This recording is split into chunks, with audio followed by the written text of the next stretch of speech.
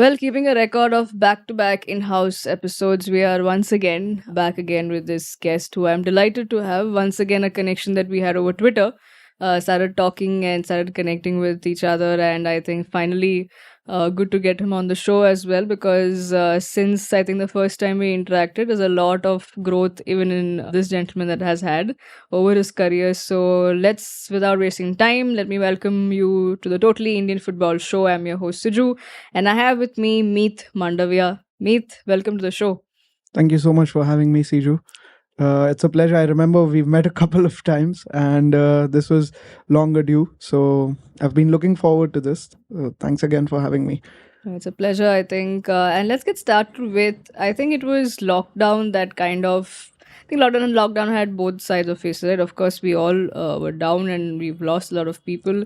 But to another side, if you have to look at the bright side, was a lot of chatter and everybody came together, even on Twitter, to talk about Indian football and otherwise about from other things as well. But we saw a sudden rise of community growing thanks to Marcus because they had nothing to do and everybody was on there joining to know the transfer updates. But there's also on the other side a growth of we saw a lot of analysts coming into the picture, and you were one of them.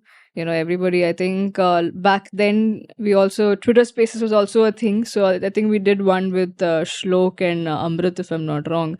And this since then has been a talking point. Everybody wants to know the stats. Everybody wants to know the number game. It has increased, and also I think the conversation around it. Data is so important now, even in Indian football. So, Meet, from starting from there and until now, how do you think this journey has panned out for you, and also with regards to educating yourself in that expertise? How does that go about? You've rightly said, like, I'm very grateful to social media platforms like Twitter and LinkedIn because during the COVID times, we didn't have much coaching to do. It was very difficult. So analysis paved the way for us to, stay in touch with football and continue our growth.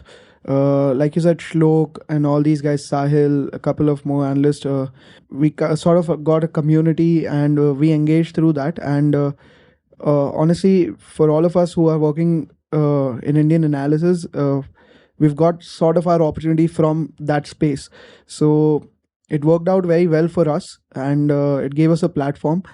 I got my first opportunity into analysis while working for Total Football Analysis, which is an online magazine, e-magazine, and they do a lot of things with foreign clubs. They tie up for recruitment, scouting, analysis, and I got an experience to work with a Spanish third division club because of them, and from there directly into the ISL.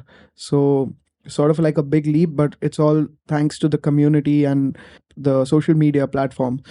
And this, I think, it also changes and impacts Indian football in a very positive way because a lot of subjectivity gets out of the way when you look at things analytically. You become more objective when you go through these analysis and all, and it makes more sense and it helps educate everyone within the Indian football and also helps fans get a better perspective about how they can see football and how, rather than just being emotional at times because you are in love with the club or love with the country, so you feel those emotions, but rather than you understand why things are happening. So I hope it keeps growing and it gets massive because I feel it's the way to develop football across the globe, not just in our country. Right. Your Twitter bio also says that it only has one line that says AFCC licensed coach, right? So, and I like even when I started off with this, you mentioned that it was COVID and then we all got into it. So, I think let's just probably get to know what is your story like. So, is coaching is what you're looking at mainly? Is that your calling, and how did you get into that? Yeah, so I'm actually an IT engineer, but from the start, I realized that this is not for me. So I got into coaching because I love football, and I had been coaching before COVID, like for 2 to 3 years consistently, part time with my college and that. And then after college, I did it full time. But because of COVID, I was always keen about analysis and tactics majorly. So I got into video analysis. And I don't see it very different, like analysis and coaching from one another, because whichever coach I've worked with are excellent analysts, and most of them do their own thing. Of course, they would use the help of the analyst for clipping, coding, and stuff like that. But they all sit down, watch the match, take down their notes. So it's I think it's part of being a coach, being an analyst. So I was lucky to have that experience, and the main thing for me, yeah, is to focus on coaching and go down that road. But having this analysis background helps me better for my clarity and understanding of how I can improve or work with the players better. Right. And where do you mentioned about getting to the experience of working in a third division club. Yes, it was remote. Yeah, Uh, remote job. Yeah. but how has your interactions with the folks at the club been like, and what is that major distinction you got? Because I think that was a very big thing, a big project that you got. Even before Indian football, you tasted that, and then you went to ISL. So if you can take us through how it kind of shaped you and probably helped you in a better way to then come to Indian football and work here. Correct. So it was a remote project, like you said, and I was not the only one working on that. So we had a team of scouts who were working, like I think 10 to 12 scouts who were working for that club. So I didn't have the direct communication with the club people, but we all were assigned a certain task, and mostly our work was to do data and video scouting for the club to recommend players. And of course, we had a lead head of the project who we reported to, and then he filtered out whatever as per the requirements of the club. So the interesting thing was, despite being in the third division of Spain, they were very focused on data. They wanted to recruit players from, and they explored data from more than 50 leagues around the world for all positions that they were looking to strengthen. And we had to shortlist, like out of 100 players, about 10 players per position with data. And then after that, we used to go to the video analysis, where we used to watch the matches of the players, what they're like, and then give our input on that. So it was interesting because I got the idea of scouting and recruitment in today's generation, because it's very difficult, especially if we talk about, let's say, India. It's a big country, so it's difficult for a scout or an analyst or head of recruitment to travel everywhere and watch all the matches. Right. So with applications like Instat, Y Scout, and all, we are moving to this age where we can watch any player by just sitting at home and gather as much information as we can through that. Right. And then when you had the ISL opportunity, right, you also worked with Coach FP, who we had last week on the show. What was that journey like? And Northeast United, I mean, we know things were since the start, we all wanted the team to do well, but it hasn't been a vibrant past couple of years for them. And I mean, it promises to be the next season. But how was your experience working at there, and also with the influx of knowledge that you got, which kind of shaped you working for a Spanish third division team? So, how did that go about? So with Northeast, like I generally believe, like either you excel in life or you learn things from that, from Hmm. your experience. So with Northeast, it was a lot of learning, and there was success, not quantitative success like results or something, but there was success in other ways, in the way you are working and you're trying to achieve something out of that. Right. Working, I think it was a brilliant experience for me because I worked with some of the best coaches like Coach FP. We had another coach from England, Coach Paul Groves, who is one of the finest coach I've ever worked with in terms of the technical detail that he gives in the session and the way he plans the session. Even Coach Marco, tactically, he was so astute. So I picked a lot of things from these guys. Coach Vincenzo brought a completely different perspective, and kind of learned that you don't have to see football in just one way. There are multiple ways that you can see it, and it's not always about right or wrong, but what works for you. So that was a very good experience for me off the field. Right.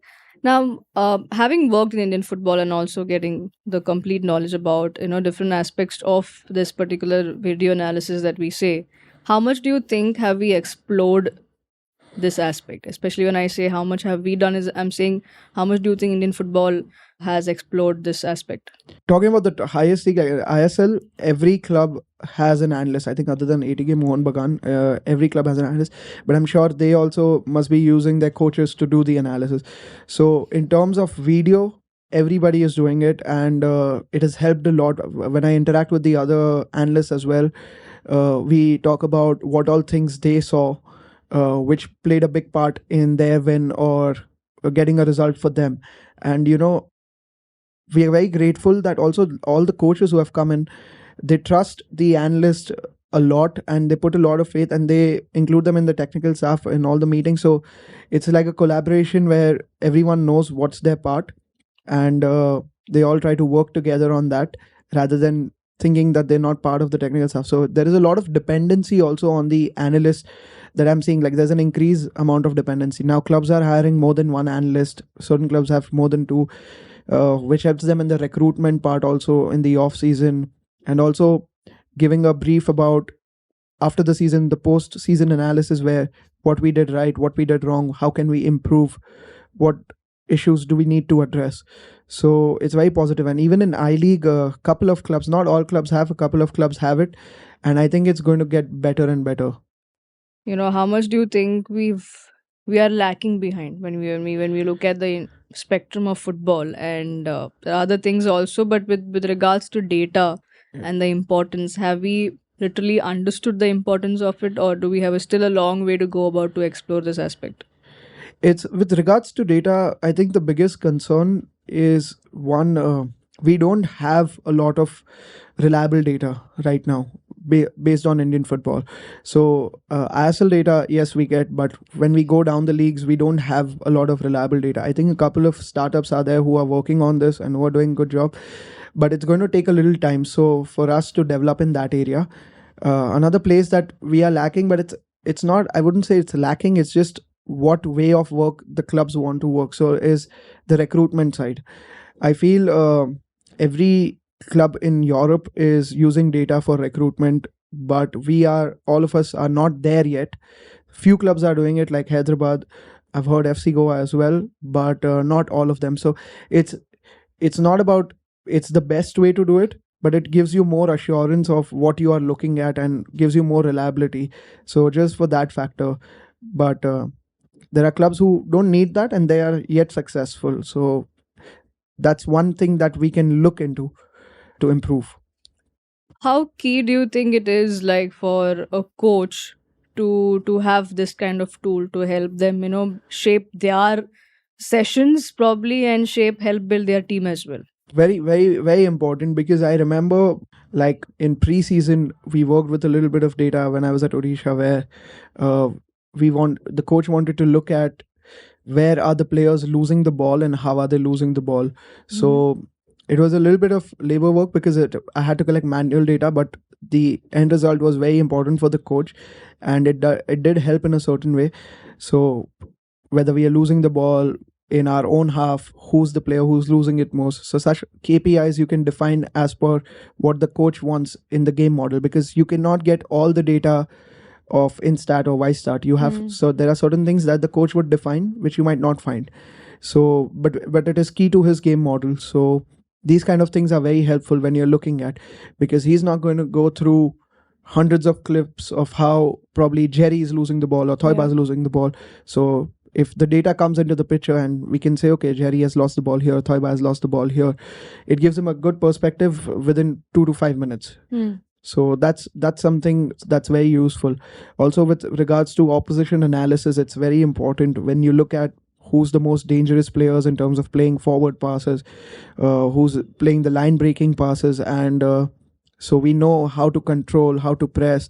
Like, for example, last year Mumbai, I mean, even though the eye would be enough to witness that Jahu is pivotal in terms of controlling the tempo of the game and playing those long diagonals, line breaking passes, yet data gives you a good perspective of that as to what you're seeing is correct or not correct. Sometimes you might be incorrect because you might have seen a couple of instances and you might feel that this is the truth, but data helps you with that. So a lot of coaches rely on this. Some coaches might feel like they don't need it, and they're not wrong about it, because they have 20 different things to worry about. So that's one more thing to add. So but then it depends on the analyst how he can present the information of data in a maybe video format or something, where he can make the same point but in a different way for the coach he's working with. Right. And also, I think we see, how much do you think are the Indian players literally bothered about probably getting to know about their data and stats? Because when you look at the Europe side of it, we know the biggest name that we look at for somebody who wanted to, get an X amount, he hire a data analyst like Kevin De Bruyne. Bruyne. Yeah, I mean, what a player he's been. And just like you mentioned about Jahu saying, okay, you can see it through your eye, but the numbers just give you an emphasis on it. And that's what I think De Correct. Bruyne did. And he is one of the best guys out there in that position. So, uh, how much do you think for a player has to understand, okay, my worth is so and so, and that's where the data will talk about it. Do you think our players have arrived at that level, or? They definitely show interest with the players that I've worked with. It's they've shown a lot of interest, especially with the GPS, how much distance they are covering, how many sprints they've made. But it is very important for them to understand the context of it. Sometimes, if so, it's the job of probably mine or the strength and conditioning coaches to, of course, we are there to give them the data and help them Yeah. understand. But because it's their data, but at the same time it's our job to explain that just because you've ran 12 kilometers, that does not mean you have done it effectively. Yeah. The moment where you're supposed to sprint, if you've not made a sprint, the 12 kilometers don't make sense, you know. So it has to be put in the right context and then explained to them. But I have, luckily, the players that whoever I worked with have shown good interest in not just knowing the data but also probably understanding it to a certain level. Right. What excites you about coaching? Oh, just football. I mean, football. We all like. I love football so much, and the like. I think every coach has this one thing where they have their own style which they want to express through their players or through the club that they're working at. But at the same time, I don't want to forget that it's not my game; it's their game, the players' game.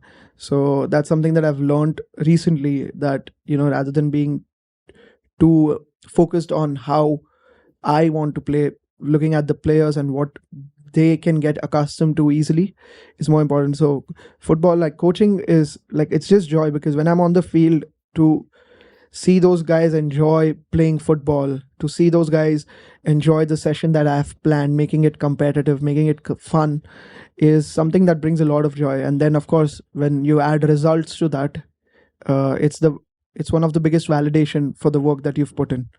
And what's the age group that you're currently coaching?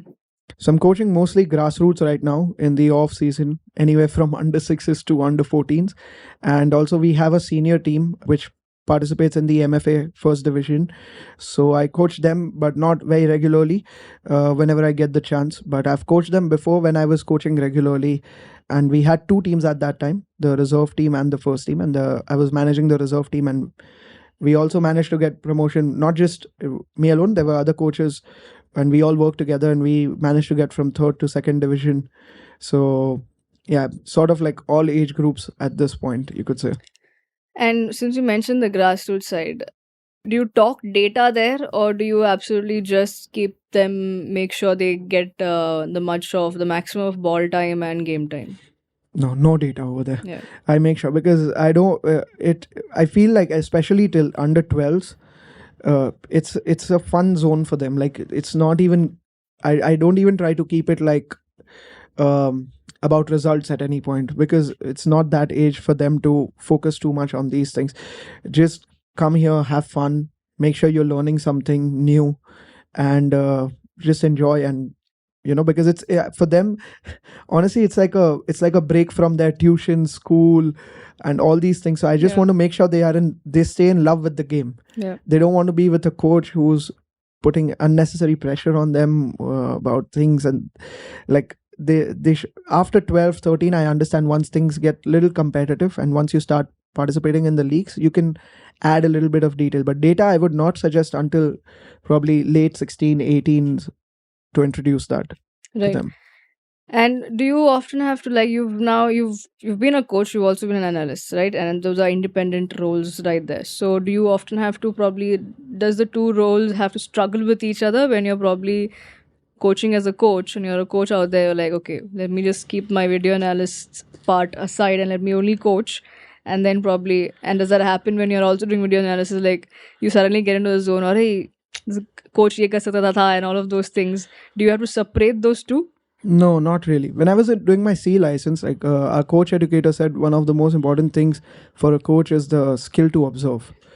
You can be a good communicator, not the best, but or your sessions could be this that, but you need to observe, because once you cannot identify the problem if you don't observe keenly. So for me, that's always on. Being an analyst or a coach, you I'm always looking for what are the players doing right, what where they can improve in terms of decision making or the skill, technique, or even with the communication.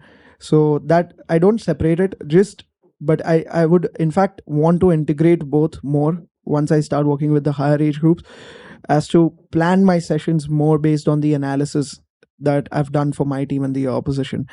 And also I think for from futures perspective, like I think a lot of roles are going to open up which are going to be hybrid, like an analyst coach or a specialist coach. Like we have set piece coaches, Yeah. so they do their own analysis of set pieces and the opposition, and then they coach, plan, and coach according to that what kind of set pieces we want to use against this certain opposition. So I feel this is going to be the next thing that a lot of coaches can look into to explore. Right. And what's the way ahead for Meet now? Do we see him as an analyst? Do we see him as a coach? Or do we see him do both? I would prefer both. I would prefer both, but mostly on the coaching side. Okay. Okay. I think everyone's listening out there, Meet is available as a coach. All the clubs, all the academies are looking out for coaches. Now, let's talk about a bit of Indian football chatter as a whole, because there's a lot happening. I think we often say the off season is too long in Indian football calendar, but it's good to see some action happening right now and back to back. And to be honest, the day we are recording this is the kind of interesting match where India is playing Lebanon. But this episode will be out right before the SAF Cup, so we won't talk much about Intercontinental Cup, but we can definitely talk about the games that are done. So meet the games that are done, and a special one, the last game, Chetri announcing that he's going to be a father and soon to be a father. So I think overall with the games we've won the matches, some clean sheets. Sandesh Jingan has crossed 50, playing 50 games for the national team. And where do you see the all these things, and leading up to the SAF game, how do you see we are shaping up right now? I think this is a very good moment for us to prepare also for the Asian Cups at the Yeah. games that we are playing. And I remember I read somewhere that Igor said that certain players need to step up if they want to be. So Yeah. he knows his players, he knows the core group that he has, and on top of that, the new players who are coming in, they know that they have to keep the standards high. Otherwise, it's not going to be. He's not going to be very patient, because results are important at this stage. They're not games that we are just playing for the sake of it. Everything's we're playing at a stake, so it's important. And what is impressive is the young players that have come in, the Right. new ones like Mahesh, all these guys. They have stepped up in a very positive way, and I'm actually excited for those players who have developed in the ISL and I League, and who are getting these opportunities. And with the past two games, we saw more possession, attacking brand of football, which we're not used to. And the interesting question would be, can we stick with that? Because against the bigger oppositions, we might not have that, and we might have to go back to defending deep and relying more on counter attack set pieces that we've always been good at. So that's interesting. There are a few things when I watch that I feel needs to be addressed, but nothing major. Nothing too much tactically or something. Just individual performances and all. But I'm sure the coaches and the entire technical staff would be working to improve them. So I'm actually very positive, especially for the SAF Cup, because I won't say it's an easy group at all, because I won't underestimate even Pakistan or Nepal or anyone, but we could be one of the favorites, Yeah. And looking at the way we are playing, it's very positive. We have control in all aspects of the game, in possession, out of possession. So, yeah, probably we are creating more chances, but we need to take more chances now. Yeah. That's it. Yeah, I think that's what even if I'm not wrong, Igor mentioned after the last game. Though it was a 1-0 victory, he was like, okay, there are players who need to step up, and I think that's when he made a comment saying ISL teams need to have Indian players up there. But I think that's the point we can keep for another day. But overall, I think even though somewhere even in his talks it doesn't sound complacent that we are winning and so everything is good, right? He's also talking about how we are not taking those chances, and that could affect us, because a 1-0 victories are always those, it could go either way, Yeah. right? So I think knowing Vanvatu, After the first game of Vanuatu, I think we spoke about. I think I read somewhere saying that they are a team that's going to be defensive and they're going to hold till the end, and that's what happened. They literally put the Indian team to the test. But going with the looks of it, yes, it's a big game. The opening with we are in a team group of India, Pakistan, Kuwait, and Nepal. So when we are playing Pakistan, that's the opening game. I think we are talking about this too with Coach FPS. Well, with whatever the scenario has we've created, it's always a game that everyone looks forward to on the field. So and it's happening in Kantirawa, right? So it's always the buzz that happens there, I think. And as a whole, how do you see this? How important could this tournament be for India in the lead up to the Asian Cup?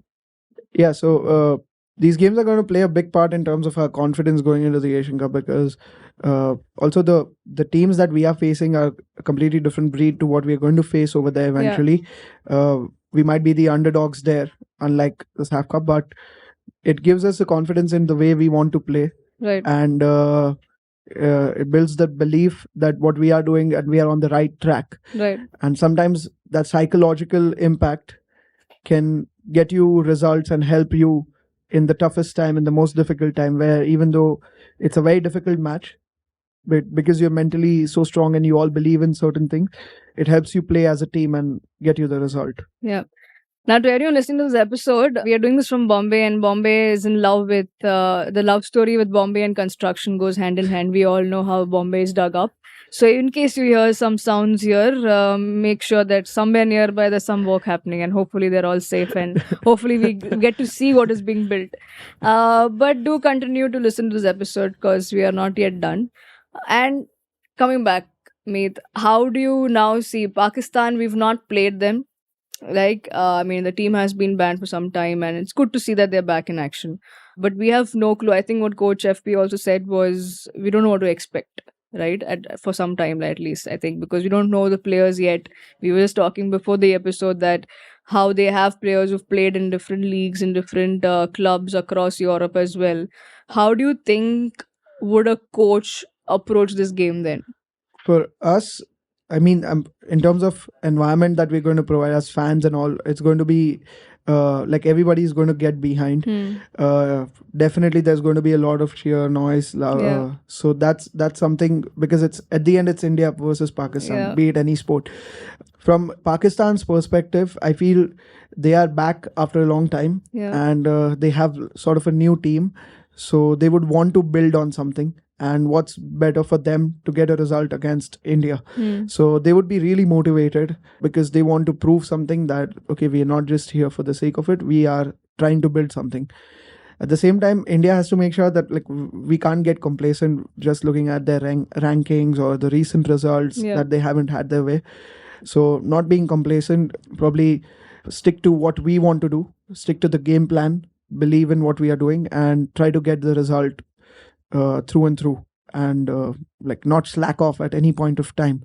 Yeah. Because the minute we start take anyone for granted or we become a little complacent, it can turn a bit ugly. Yeah. Any take on Kuwait and Lebanon? Because these are the two teams that we've invited to be part of the SAF Cup. And what do you think that's going to Yeah. be like? So Kuwait, especially, I think they have improved a lot over the years, and right now they are in a very strong position. So that's definitely going to be our toughest match in the group as well. Yeah. Lebanon will get a sort of a teaser today as to what do they have, and it will prepare us better, hopefully. But Kuwait, I really hope that before we play Kuwait, we are already in a position where we've qualified or we are about to get qualified, so that we don't play with a lot of pressure. So that's going to be important. But winning all these three matches would be impetus for our confidence. That's why I see as, like, we have to prove that, and especially it's our home turf. Yeah. So we have to show them that we're not an easy team to play against. We are here to win. We have to go with that intent from the first minute of the first match till the last minute, that we're not here to just fool around. Yeah. We have a clear intention to win. Right. And finally, what's the most exciting that you're looking forward to in SAF Cup? I mean, yes, we have the Intercontinental Cup as giving us a glimpse, because I think even Igor mentioned that that could not be his playing 11 that he's trying. He's not the best 11 that he's put out there. So what do you think is going to happen in the SAF Cup? What's the team going to look like? And what are you eagerly looking forward to, or a player that you're eagerly looking forward to? From I think from the coach's perspective, this Intercontinental Cup has been very positive for the sake of understanding the new players that he has gotten, and also he has the reliable ones who has worked with over the years. So going into the SAF Cup, he will definitely know who he's going to play, what strategy he's going to use, what capability he has. So he's not going to experiment as much as he did in the Intercontinental Cup. So I'm sure he's going to have a plan. The thing that I'm looking forward to the most is honestly India Pakistan, because it's just emotional thing, and like these are the matches that I probably switch off my analytical coaching side and just like to enjoy as a fan. So even though we might reach to semi-finals, final, we might win, but the most important thing that I would be looking forward to is the India Pakistan match. Yeah, and to everyone out there, I think we already know, since I mentioned earlier that we've recorded this on the 15th of June. So I'm sure you've already booked your Yeah, tickets by now because you're listening to this episode right before the kickoff. So do if you're planning to go to Bangalore, do be there because even we plan to be there. The Total Indian Football Show and the Humans of Indian Football will be there. So if you're coming by, do come say hi or slide into our DMs and we can catch up. But meet. I hope we continue to meet, and I hope I definitely. continue to get you on the show, and for all the other future stories, all the very best. And thank you so much for doing this. This was a delight to have you on the show. Pleasure is mine, Siju. Thank you so much again. Great. To all the lovely listeners, continue to follow the Total Indian Football Show and subscribe to it on all the leading audio platforms. So please do it, and please do it. Just go for it and just do it. Right? It's called the Total Indian Football Show. It's fun. We have people like me, we have people like Coach FP, some amazing guest list, and we continue to be there. So the probably in the next 1 month, you might just see a lot of stories from Bangalore, but don't blame me for it. You will still enjoy them. But thank you once again, guys. This is me, Siju, signing off. Enjoy the SAF Cup. I'll see you soon.